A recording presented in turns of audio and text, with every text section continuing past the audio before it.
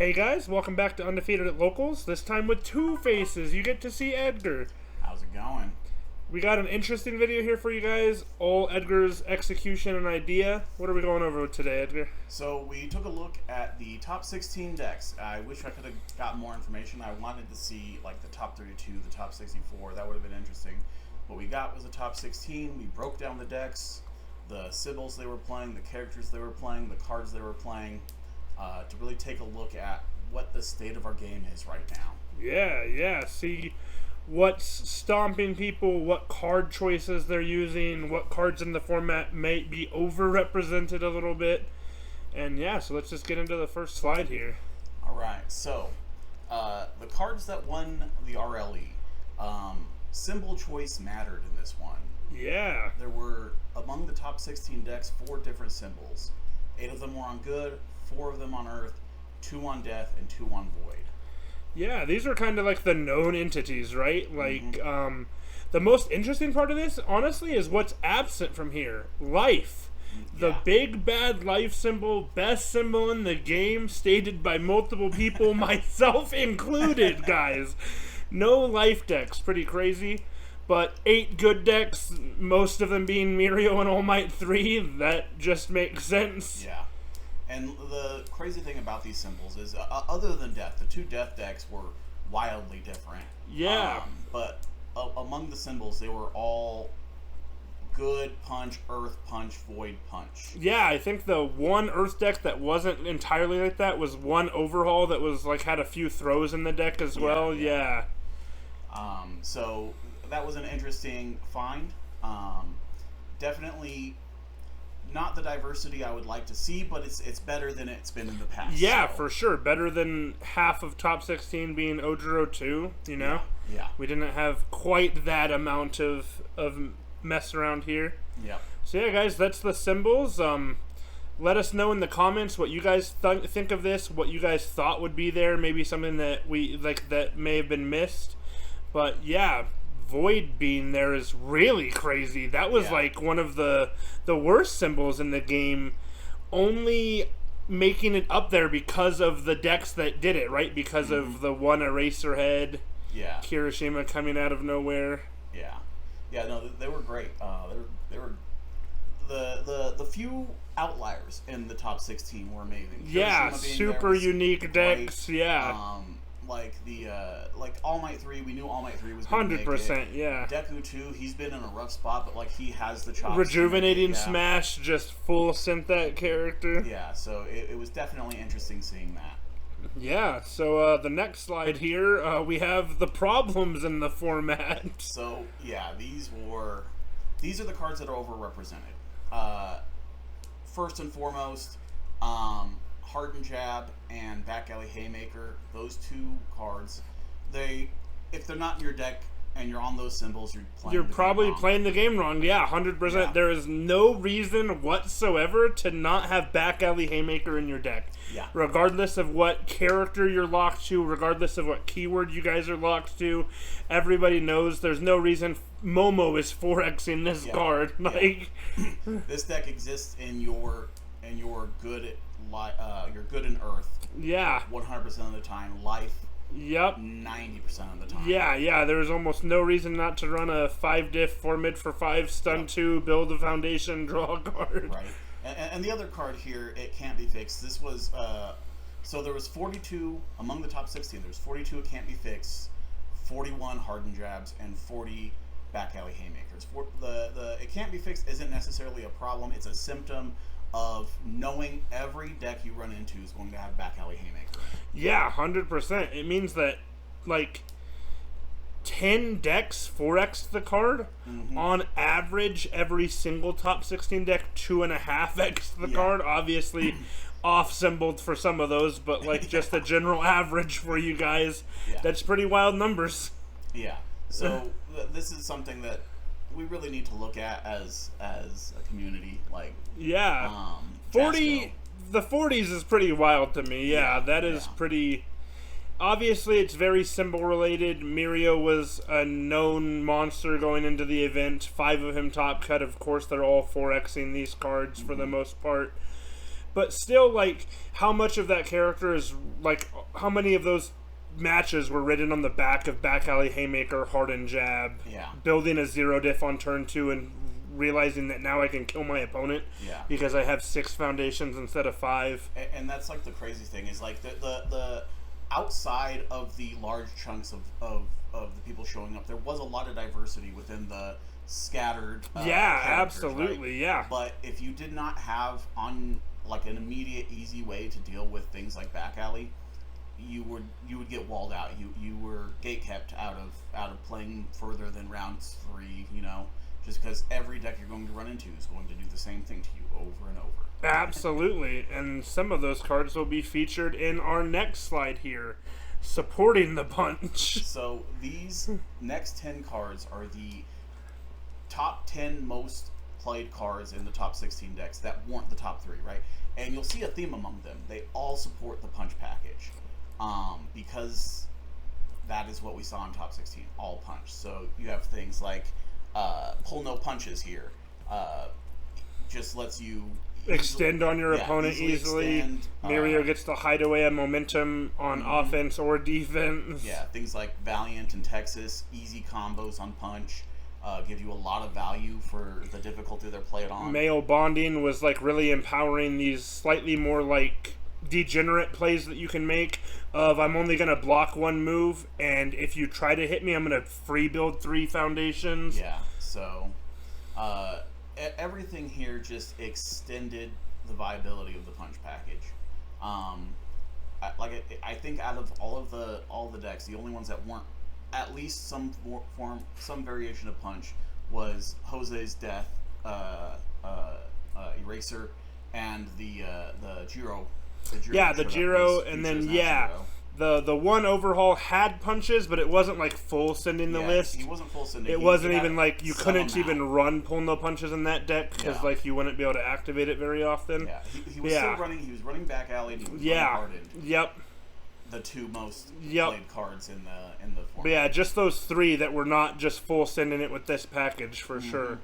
The only surprising one here probably to me is like honestly, because that's Saving Airy there. Yeah, Saving that card making it to top 10 is actually kind of crazy, or top 13 rather, is kind of crazy to me. I did not think it would be that big, but I mean, it sure does stop back alley haymaker. And I guess the unfortunate realization with both of these slides, guys, is that your answers to back alley haymaker are unfortunately also just running a gutter punch deck. Yeah. Like, or a gutter earth deck rather. Yeah, like. Punch is its own symbol. Yeah, 100%. And I realized something about Saving Airy. Like, so, I mean, definitely there were more It Can't Be Fixed than Airy, for sure. It's obviously better one-for-one exchange. Definitely helps you earlier on build out, whereas Airy doesn't have to flip. So very fair. Yeah, it's a permanent, like, if I built 2, your first back alley's doesn't have a single bit of stun text on it. Yep. Very fair. Yeah, these cards were, I don't think any of the cards on this second slide are a problem. They are just a symptom of what's happening with these characters, with these symbols overall. I realized playing my first 3 rounds, I went 3-0, and I was talking to my second and third round opponent, and like I kind of realized the main problem of the good symbol, and it should have been pretty obvious. It's honestly, I think, the amount of just sheer draw power it gets. Like legitimately, I had like 12 cards in my hand at one point, and I'm a 6-hand size character. Like, this is a problem. It's insane. Next up, guys, we're just going to show you like a quick view of the bracket here going into top 16. Some surprises here, right? Nomu winning out against Eraserhead is honestly insane. Yeah, what a sweet game. Yeah. So long and like so crazy to watch that game pan out. If you guys haven't seen it, go to Twitch, watch their VOD. Very, very nuts. Otherwise, honestly, exactly what would have been expected from this bracket, right? Jose starts with Death Eraserhead and ends the tournament with Death Eraserhead. That's not surprising. The guy's a monster of a player. Myhreo's got almost entirely shut out immediately. That's also not surprising, right? In a bracket, in a tournament where you're going into saying that this is the deck that I'm going to play, this is the easiest deck to play. Everybody else is playing a counter system to that deck. Yeah. It's not surprising to see the counters just come into top 16 and stomp the monster. The entire bracket was nearly 100% Mirios and answers to Mirio. Yep, for sure. Even like All Might himself is just slightly better good punch character. Yep. So yeah, not surprising to see that pan out that way for Mirios. But congrats to everybody that topped. Yeah. No matter what character you topped with, it was an insane tournament run to get through. The amount of just craziness that was being played. A Mimic was out there that was on a winning in round 7, round 8. That was wild.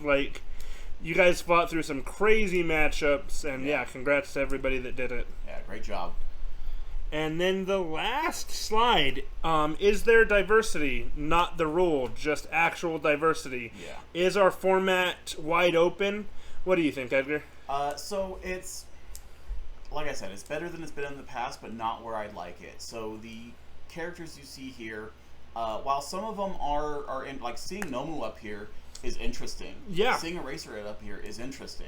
Absolutely. Midoriya, you could expect. All Might's always been up there, right? Yeah, Midoriya got a lot of stuff. All Might's, ever-present character. Jiro has been the boogeyman since she was released, right? Yeah. Seeing her on webcam was a little bit more surprising. That was definitely more surprising, but she doesn't lose as much power as you would think. Yeah, for sure. And then, of course, Mirio and Overhaul. So, these are great. I do like the spread of characters. The problem that we have is that in my opinion, the diversity is slightly overshadowed by the fact that they're all running the same symbol, the same punch package, the same cards. For sure. The symbol diversity was really rough in this event. Absolutely. The fact that, again, it's been worse in the past with things like Ojiro, things like even Kirishima 1, I believe, had a little bit more presence in a couple. 40 some odd Kirishimas in one tournament. Yeah, for sure. So it was nice to see only 29, but it sucks to say that too. Yeah, 5 Mirios, 2 Eraserheads, 3 Overhauls. Pretty rough symbol, and just amount of cards that were seen cross deck lists, even cross symbol. And especially now with the number of cards, the number of characters we have available. Yeah, over 100 characters, hundreds of cards for each symbol, and still not very many diverse choices across those things. There's definitely still, you play the good punch package, and there's 15 foundations that are obvious plays, and then you'll see the 1 or 2 of that's the actual player expression coming out in the deck.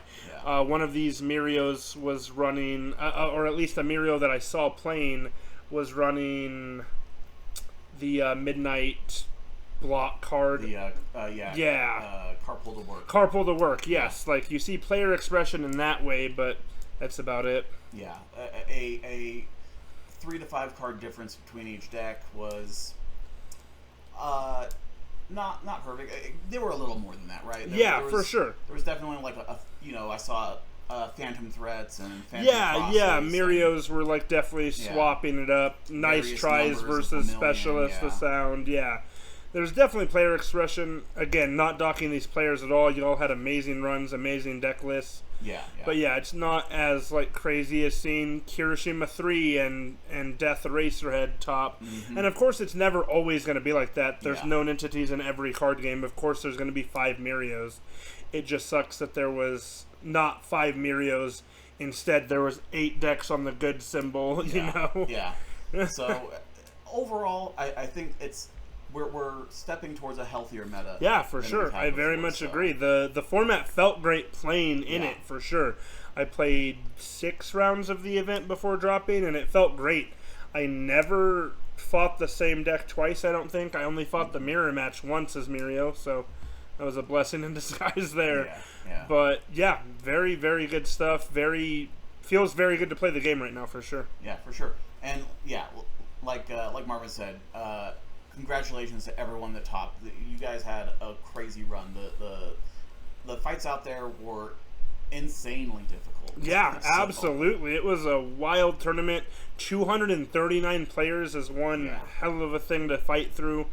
And every match on Top Cuts, I watched them, all the streamed ones. You guys just fought your heart out. It's very, very well done to every player. And yeah, any closing thoughts? Not really. Just Jasco, watch our video. We would love to see an ally deck top one day. Yeah, you know? yeah. Let's get Coda in there. Let's go. So, and I'm not saying they can't, but like it is definitely harder for them to get through the wall of punch. So. Yeah, for sure. Absolutely. All right, guys. Hope you enjoyed the video. Catch us next time, Making It Meta Fridays and or Saturdays, and every gameplay video throughout the week. Thanks for watching, as always, guys. Bye.